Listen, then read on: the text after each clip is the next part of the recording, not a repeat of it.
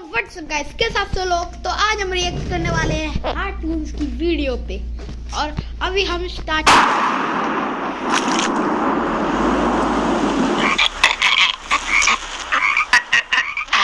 हमारा एक सेकंड, ये क्या हुआ? वो मेंढक इसकी आंख में से गया और नहीं बोलता।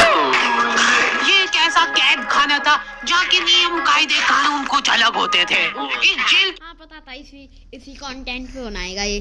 कैदी डेली अपने घर से बस्ता टांग के यहाँ पे आते हैं दिहाड़ी करने। कई माँ बाप उनके बच्चों को खुद इस जेल में फेंक के जाते हैं ताकि उनका बच्चा जिंदगी में एक सक्सेसफुल दिहाड़ बन सके।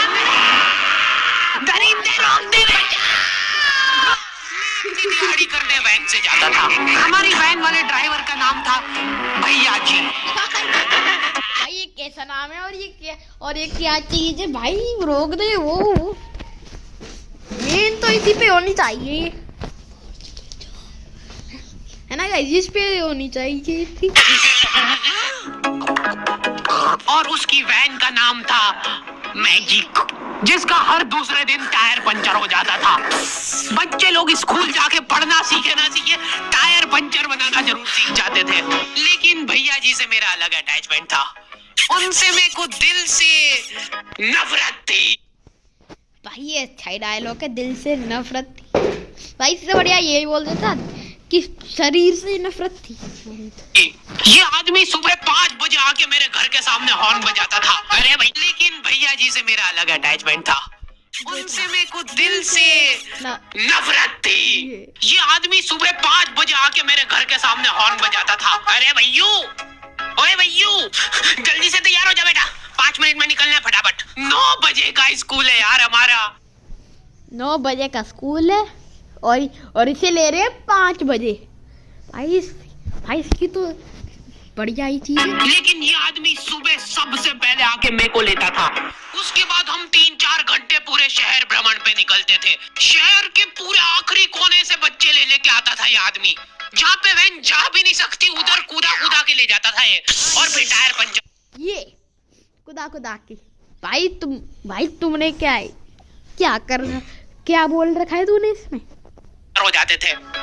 शाम पड़े वापस से हमको घर छोड़ के आता था ये। जिंदगी बर्बाद कर दी थी भैया जी ने मेरी। सबसे पहले लेते थे और सबसे आखिर में छोड़ते थे। लेकिन मैं फिर भी उसी वैन में जाता था क्योंकि चमेली भी हमारी वैन में आती थी। और बात यह है कि वो मेरे पास ही बैठती थी।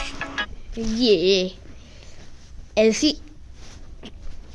मतलब मजबूरन, उसके पास और कोई ऑप्शन ही नहीं बचता था। और मैं बचाता भी नहीं था। मैं घर पे जाते से जो 2-3 घंटे मेरे को सोने के लिए मिलते थे उसमें सोता नहीं था। और मैं प्लानिंग करता था कि कैसे चमेली सिर्फ मेरे पास बैठे। चमेली सबसे आखिर में आती थी और मैं सबसे पहले सुनसान वैन में चढ़ के बस्ता अपने पास में रख के और फसर के सो जाता था।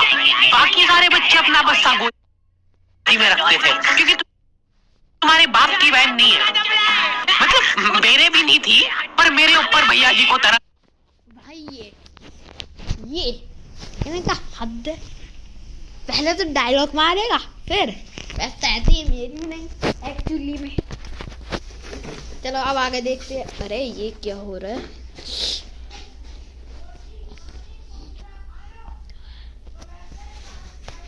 कहा जाता था कि बेचारा 5 बजे से आया है तो वो सोने देते थे।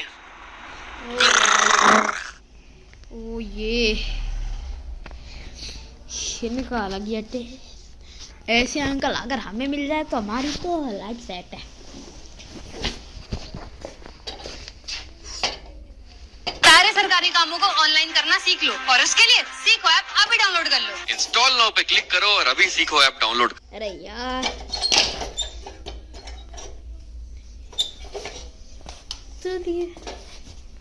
अभी लगते हम वीडियो में। अरे भाई क्या हो रहा है? मैं आपको मिलता है सेटिंग के बाद। रुकिए, अरे कैसे चला रहा है ये गाड़ी? रुक जा, गाड़ी चलाना नहीं आती क्या? देखो, आदमी इतना तभी चिढ़ता है जब उसकी जिंदगी में कोई लड़की ना हो, नहीं है ना? भाई हद कर रहे हैं।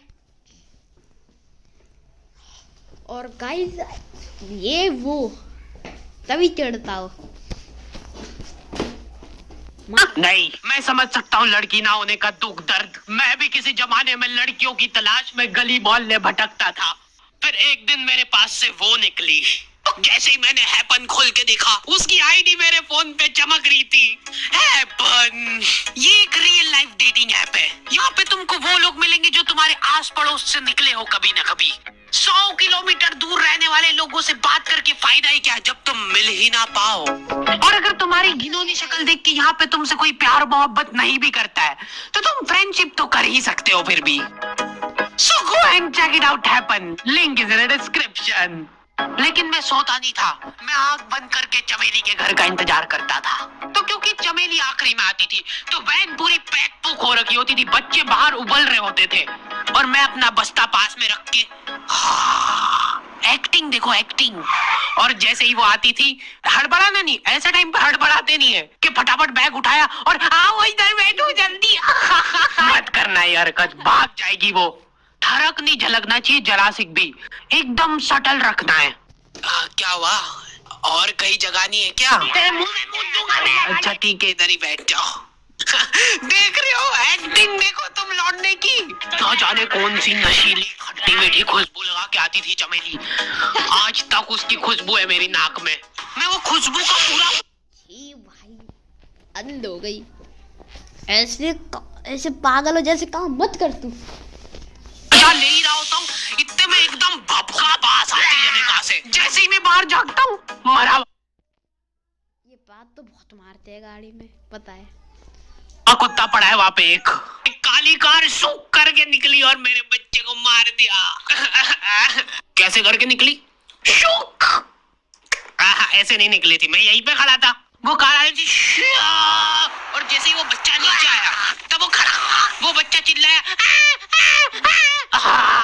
और फिर कार भाई ये सुअर का बच्चा है क्या ये?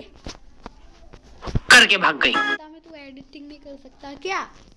चलो अब आगे। उधर कुछ बच्चे ऑटो रिक्शा से भी आते थे स्कूल। ऐसा लगता था कि पूरे स्कूल के बच्चे इस एक ऑटो रिक्शा में ठूस ठूस के ले जाता है वो। ये ऑटो वाले और भैया जी दोस्त थे और अब ये बीच सड़क पे रेसिंग लगवा रहे हैं। इनकी गाड़ियां उबला रही है बच्चों से, फिर भी नहीं मान रहे ये लोग। स्कूल जाके वो पीछे मुलट के देख रहा है तो एक बच्चा नहीं बचा उसके ऑटो रिक्शा में। हमारे भैया जी बेचारे पीछे से उनके गिरे हुए बच्चों को उठा उठा के ला रहे थे। ये सब हरकतें करके हम लोग जैसे तैसे कैद खाना पहुंच जाते हैं। सुबह 5 बजे से निकलने के बावजूद हम लोग लेट पहुंच रहे हैं वहाँ पे पहुंच के हमने देखा कि 4 लौंडे मरे हुए पड़े हैं जिनको डॉन ने मारा है। डॉन हमारे स्कूल की इंचार्ज थी।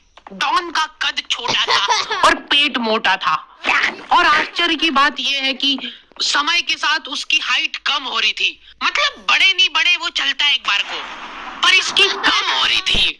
डॉन बहुत स्ट्रगल करके कार से स्कूल आती थी खड़े होके, क्योंकि बैठ जाए। यही तो वो कार नहीं जो कुत्तों जिसने उस कुत्ते को मारा था।